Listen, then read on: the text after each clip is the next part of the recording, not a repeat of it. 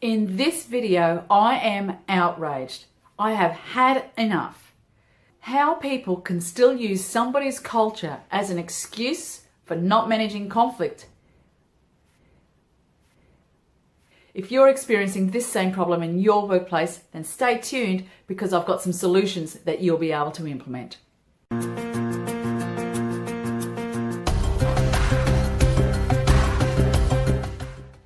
Hi, I'm Andrea Doyle, workplace mediator, conflict manager, author and presenter. And in this video, I'm talking about why I am outraged that people continue to think that because somebody is demonstrating poor behaviours, that they can label that and pass it off because of somebody's background. Now, people who do this are playing a game and they're winning.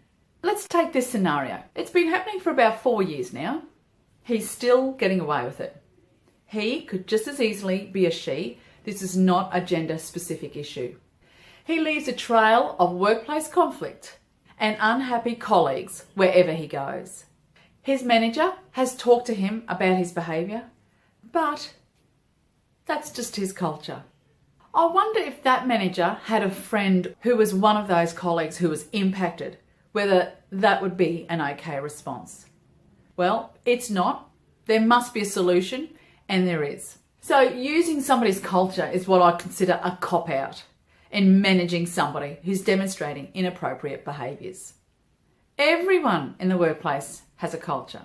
He has a culture, his colleagues have a culture, the workplace has a culture and values and expectations. So that cannot be an excuse that works for one person to demonstrate poor behaviour. Now, he targets different people. Yes, I know that's bullying, but the manager says, well, I have tried, but that's his culture. So let's take a look at his work history and I'll just look at a few notes. There have been some poor behaviours reported to his manager. And what else do we see? Oh, there was also the time that he made a complaint about how he was treated. What? Stop, wait. He's made a complaint about how he was treated in the workplace? Oh, that's right. There was a situation where he was treated or spoken to inappropriately in the workplace. So he went to his manager's manager and made a complaint about this other person.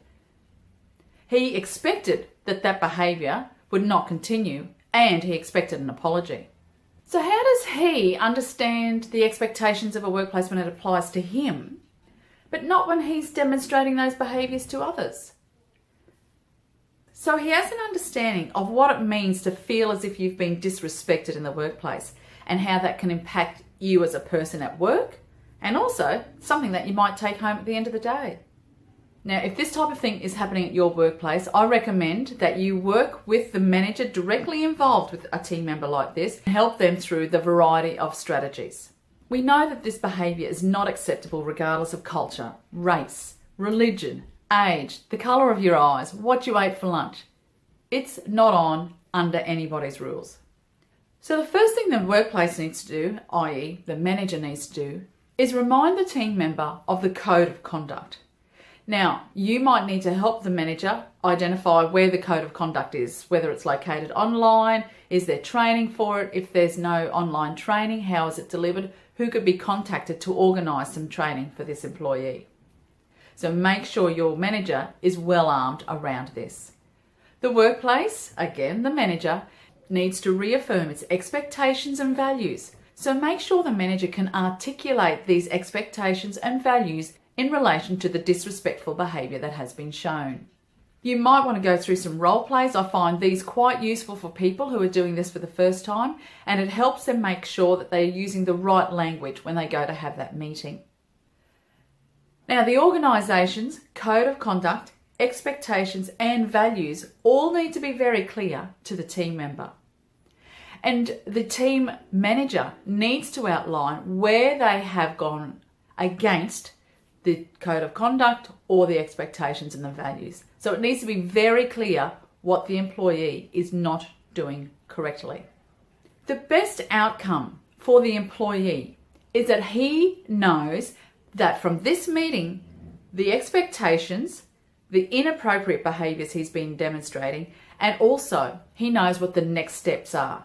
If the manager is not comfortable in delivering all of this information, then a second meeting could be held, and you might have somebody from human resources in the meeting room to be able to assist with the information. It is very important that there is not even one more chance for poor behaviour to be demonstrated and thought to be okay. It stops now. It is worth following through for the safety and wellness of all of your employees, and also for the manager's reputation and your organisation's reputation. Thanks very much for watching. I'm Andrea Doyle, owner of Doyle Solutions. Bye for now.